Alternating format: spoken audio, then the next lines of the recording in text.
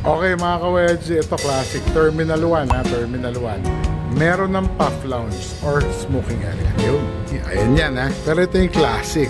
You pay 1.5. Oh, wow, 1.5 to smoke ha. Moo. 1.5 to smoke. Dalawang balik naman. May kasamang kape at saka tubig daw. Okay, so pasok tayo. Ayun no. Itong smoking lounge. 1.5.